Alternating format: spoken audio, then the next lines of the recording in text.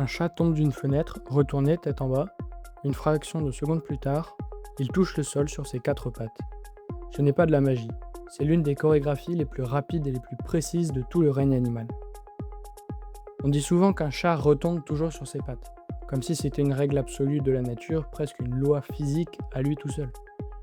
Mais la vérité est un peu plus subtile et plus intéressante, parce que ce qui se passe dans le corps du chat, en chute libre, c'est un enchaînement précis de réflexes, d'anatomie sur mesure et de physique pure, qui se joue en une fraction de seconde.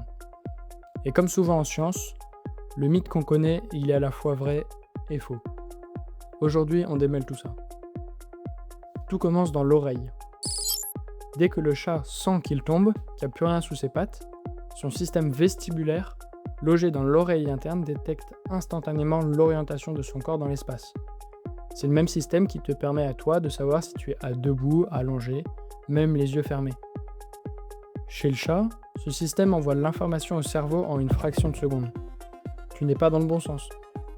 Et le cerveau déclenche immédiatement ce qu'on appelle le réflexe de redressement.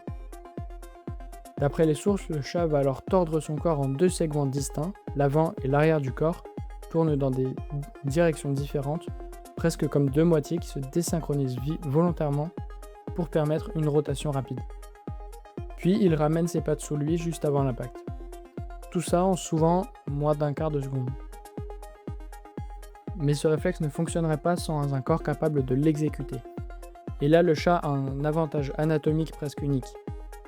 Sa colonne vertébrale est extrêmement flexible, beaucoup plus que la nôtre. Elle lui permet cette torsion en deux temps, qui semble presque impossible à un corps plus rigide.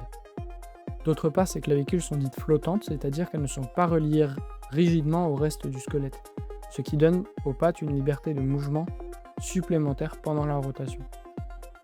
On parle aussi souvent de la queue comme balancier, et c'est en partie vrai, elle aide à l'équilibre. Mais ce n'est ni le seul facteur, ni forcément le plus déterminant. Même les chats sans queue parviennent généralement à se retourner. Et il y a un dernier détail fascinant. Une fois retourné, le chat étire ses pattes et arrondit légèrement son corps. Cette posture augmente sa résistance à l'air, un peu comme un parachute discret, et ralentit très légèrement sa chute. De quoi gagner quelques précieux instants pour finir sa rotation avant l'impact. Et voilà où on doit être honnête. Le chat retombe toujours sur ses pattes, c'est une phrase qu'on répète depuis des générations. Mais c'est un mythe, au sens strict. Ce réflexe a besoin d'une certaine hauteur de chute pour s'exécuter complètement, généralement au moins 1 mètre. En dessous, le chat n'a tout simplement pas le temps de se retourner. Et le facteur santé compte énormément. Un chaton très jeune, un chat âgé, malade ou simplement moins agile peut ne pas réussir cette rotation à temps, ou alors partiellement. Il y a aussi un paradoxe étonnant, documenté par les vétérinaires. Les chutes de très grande hauteur, plusieurs étages, provoquent parfois moins de blessures graves que des chutes intermédiaires. Pourquoi ? Parce qu'à très haute altitude, le chat a le temps de finir sa rotation et de se détendre complètement avant l'impact, comme un parachutiste qui se stabilise. Et même quand le réflexe fonctionne parfaitement, ça ne veut pas dire chute sans risque.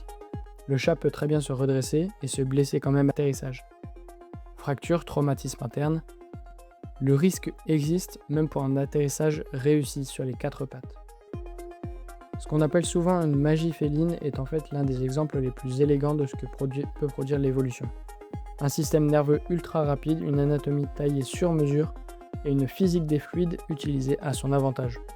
Mais ce n'est pas une garantie, ce n'est pas une invincibilité. C'est juste, et c'est déjà extraordinaire, un corps qui a appris, au fil de millions d'années, à transformer une chute en mouvement contrôlé. Dis-moi en commentaire, est-ce que tu savais qu'une chute de très haut pouvait parfois être moins dangereuse qu'une chute moyenne ?